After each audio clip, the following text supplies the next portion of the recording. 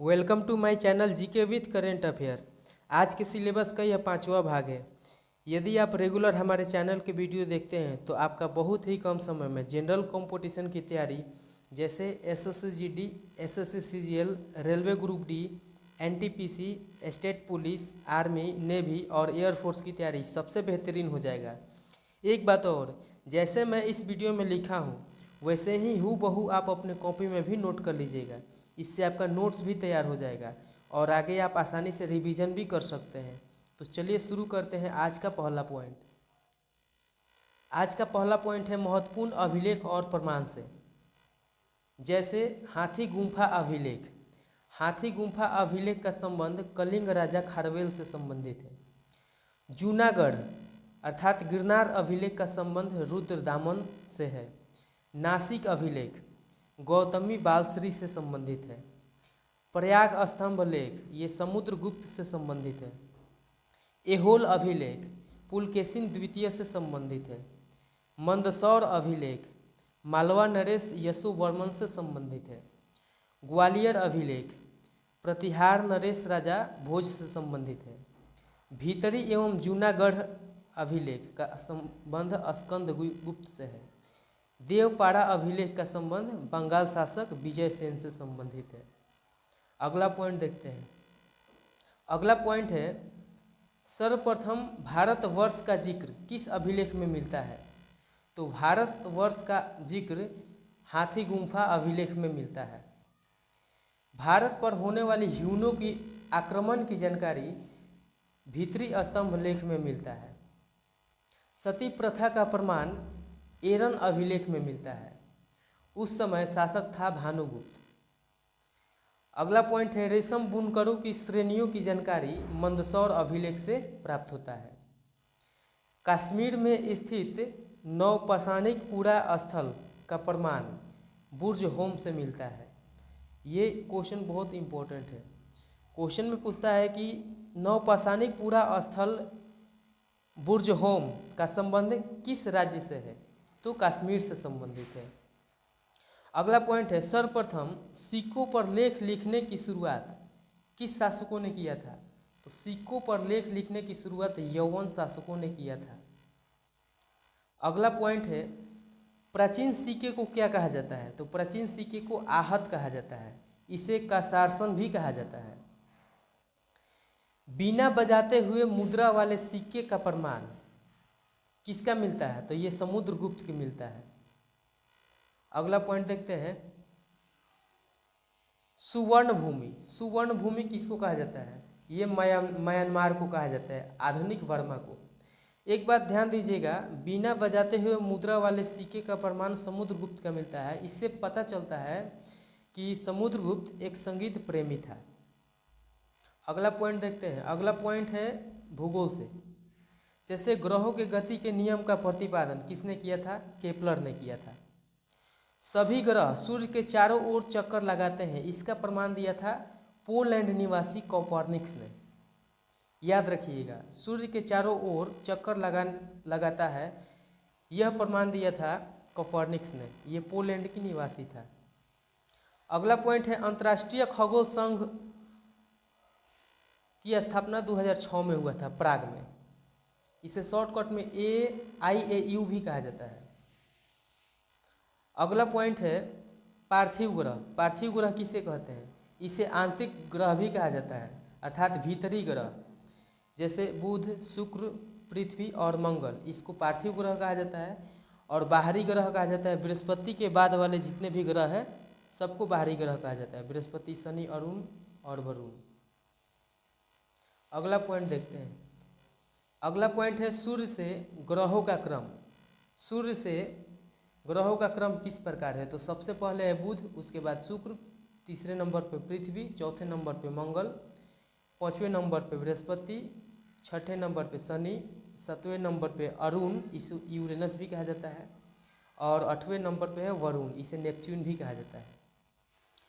अब देखिए इन 8 ग्रहों का आकार में क्रम किस प्रकार से है। तो सबसे बड़ा ग्रह है आकार में बृहस्पति, तब है शनि, तब है अरुण, तब है वरुण, ये घटते क्रम में है।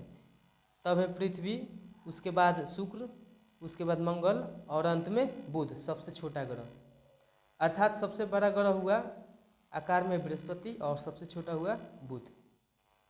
अब देखिए सर्वाधिक घनत्व वाला ग्रह कौन है? यह है पृथ्वी। ये सबसे इम्पोर्टेंट क्वेश्चन है।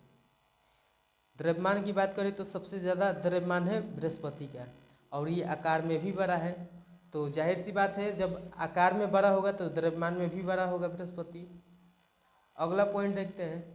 अगला पॉइंट है बुध और शुक्र ग्रह पर कोई उपग्रह नहीं है।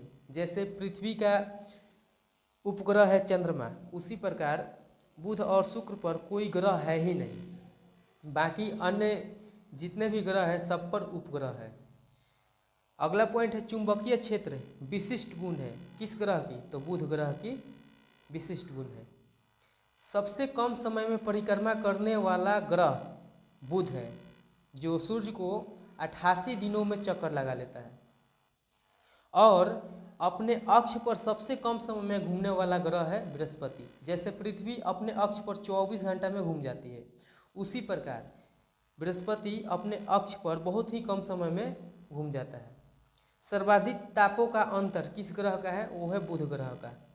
मैक्सिमम 427 डिग्री दिन में, और रात में उतना ही ठंडा हो जाता है -173 डिग्री। सबसे गर्म ग्रह शुक्र ग्रह, इसे पृथ्वी का भग्नी ग्रह भी कहा जाता है। सांझ का तारा या भोर का तारा शुक्र ग्रह को कहा जाता है। याद रखिएगा, ये सबसे इम्पोर्टेंट पॉइंट है। अगला पॉइंट अगले वीडियो में मिलेगा। अगला पॉइंट है आर्थिक आयोजन का प्रस्ताव सर्वप्रथम किसने दिया था? तो आर्थिक आयोजन का प्रस्ताव दिया था विश्वेश्वरैया ने 1934 में। उन्होंने अपने पुस्तक प्लांट इकोनॉमी फॉर इंडिया में दिया था। ये आर्थिक आयोजन का प्रस्ताव प्लांट इकोनॉमी फॉर इंडिया में दिया था, याद रखिएगा। अगला पॉइंट है राष्ट्रीय नियोजन समिति का गठन किसने किया था? तो जवाहरलाल नेहरू ने 1938 में राष्ट्रीय नियोजन समिति का गठन किया था। बॉम्बे प्लान के सूत्रधार, सॉरी यहाँ पे गलत हो गया, बॉम्बे प्लान का सूत्रधार कौन थे? तो वो थे अर्देशियर दलाल। इन्होंने 8 उद्योगपतियों से मिलकर बॉम्बे प्लान का सूत्रधार किया था 1944 में। अगला पॉइंट देखते हैं। अगला पॉइंट है गांधीवाजी योजना की शुरुआत कब हुई थी? तो 1944 में मन्ना नारायण ने शुरू किया था। याद रखिएगा, बॉम्बे प्लान और गांधीवाजी योजना ये दोनों 1944 में शुरू हुआ था। सर्वोदय योजना की शुरुआत कब हुआ था? 1950 में जयप्रकाश नारायण द्वारा। अगला पॉइंट देखते हैं। अगला पॉइंट है योजना आयोग से। योजना आयोग की शुरुआत कब हुई थी? इसकी शुरुआत हुई थी 15 मार्च 1950 को। इसका अध्यक्ष थे प्रधानमंत्री जवाहरलाल नेहरू और उपाध्यक्ष थे गुलजारी लाल नंदा। अगला पॉइंट है प्रथम पंचवर्षीय योजना की शुरुआत कब हुई थी? तो 1 अप्रैल 1951 को। ध्यान दीजिएगा, योजना आयोग की शुरुआत 15 मार्च 1950 को हुआ था, जबकि प्रथम पंचवर्षीय योजना की शुरुआत 1 अप्रैल 1951 में हुआ था। द्वितीय पंचवर्षीय योजना की शुरुआत कब हुई थी? 1956 से 61 में। यहाँ ध्यान दीजिएगा, पंचवर्षीय योजना का मतलब है 5 वर्षों की योजना। 5 वर्षों की योजना अर्थात प्रत्येक 5 वर्ष पर योजना बदल जाता है। जैसे कि 1951 में पहला पंचवर्षीय योजना था, इसके 5 साल बाद 1956 में दूसरा पंचवर्षीय योजना हो गया। तीसरा पंचवर्षीय योजना 5 साल बाद 1961 से 66 में हो गया। उसके बाद अवकाश योजना घोषित कर दिया गया।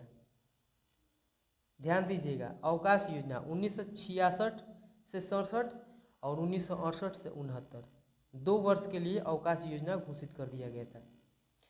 फिर शुरू होता है चौथी पंचवर्षीय योजना। चौथी पंचवर्षीय योजना का काल था 1969 से 1974 तक।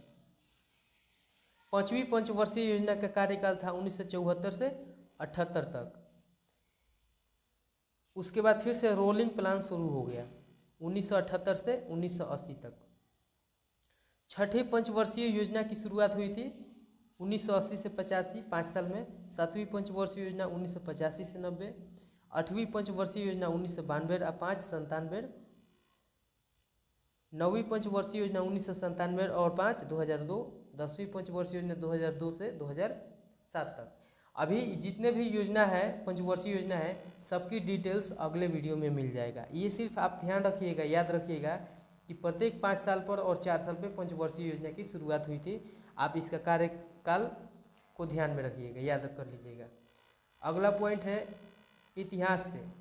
ये रिवीजन के लिए है। आपको बता दें कि रेगुलेटिंग एक्ट 1773 में लागू हुआ था। इस समय संसदीय नियंत्रण स्थापित हुआ था। बंगाल के गवर्नर जनरल बना दिया गया। प्रथम गवर्नर जनरल वारेन हेस्टिंग्स थे।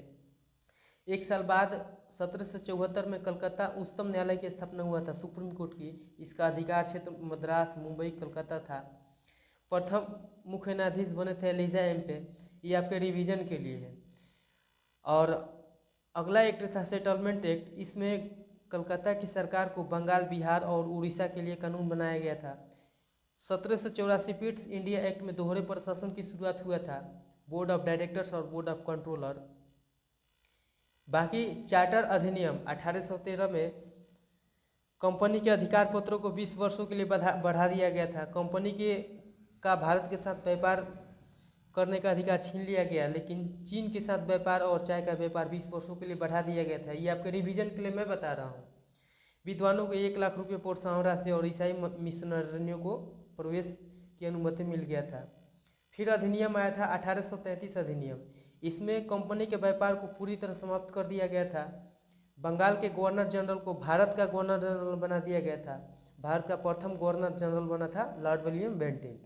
इस समय भेदभाव को समाप्त कर दिया गया। इसी अधिनियम में 1843 में दास प्रथा को समाप्त कर दिया गया था। प्रथम विधि आयोग का गठन लॉर्ड मैकाले की अध्यक्षता में हुआ था। जो हमारा मेन टॉपिक था आज के वीडियो में, वो था अधिनियम 1853। इस अधिनियम में कुछ पदों को प्रतियोगी परीक्षाओं के आधार पर भरने की व्यवस्था किया गया, अर्थात सिविल सर्विस परीक्षा का आयोजन शुरू हुआ। इस समय 6 विधान परिषद की शुरुआत हुआ था इस अधिनियम द्वारा, 1853 अधिनियम द्वारा। सबसे इम्पोर्टेंट अधिनियम बनता है, वो अधिनियम है 1858। इस समय भारत के शासन को कंपनी से लेकर ब्रिटिश क्राउन के हाथों में भेज दिया गया था, अर्थात कंपनी के शासन को ब्रिटिश क्राउन के हाथों में सौंप दिया गया। इस अधिनियम में 1858 अधिनियम में मंत्री पद का सृजन हुआ और मुगल सम्राट पद को समाप्त कर दिया गया। याद रखिएगा, ये इंपॉर्टेंट टॉपिक है।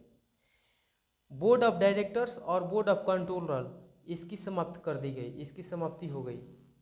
अर्थात क्वेश्चन में पूछेगा बोर्ड ऑफ डायरेक्टर्स और बोर्ड ऑफ कंट्रोलर की समाप्ति किस अधिनियम से हुआ, तो वो हुआ 1858 अधिनियम से। और शुरू कब से हुआ था, तो पिट्स इंडिया एक्ट 1781 से शुरू हुआ था। इसी अधिनियम में राज्य सचिव पद की नियुक्ति हुई। इस समय भारत के गवर्नर जनरल को भारत का वायसराय बना दिया गया और प्रथम वायसराय बने लॉर्ड कैनिंग। लॉर्ड कैनिंग ही अंतिम गवर्नर जनरल था और प्रथम वायसराय बना। अगला पॉइंट देखते हैं। अगला पॉइंट है भारत परिषद अधिनियम 1861। 1861 अधिनियम में अध्यादेश जारी करने की शक्ति मिली और वायसराय को कुछ भारतीयों को विधान परिषद में मनोनीत करने की शक्ति मिल गई थी। अगला पॉइंट है ईस्ट इंडिया कंपनी कब भंग हुआ था। ईस्ट इंडिया कंपनी भंग हुआ था 1 जनवरी 1884 को। किस अधिनियम द्वारा, 1873 अधिनियम द्वारा। महारानी विक्टोरिया को भारत की सम्राज्ञी घोषित किया गया 1876 में। ये अधिनियम था शाही अधिनियम 1876। अप्रत्यक्ष चुनाव प्रणाली की शुरुआत हुआ था 1892 अधिनियम से। बजट पर बहस करने की शक्ति मिली थी 1892 अधिनियम से। अगला पॉइंट है मर्लो मिंटो सुधार। ये आपको अगले वीडियो में पूरा डिटेल्स मिल जाएगा। हालांकि आपको बता दें मर्लो मिंटो सुधार अधिनियम 1909 में आया था। बाकी अगले वीडियो में डिटेल्स मिल जाएगा। हमारे चैनल को सब्सक्राइब कीजिए रेगुलर क्लास करने के लिए। Thank you for watching.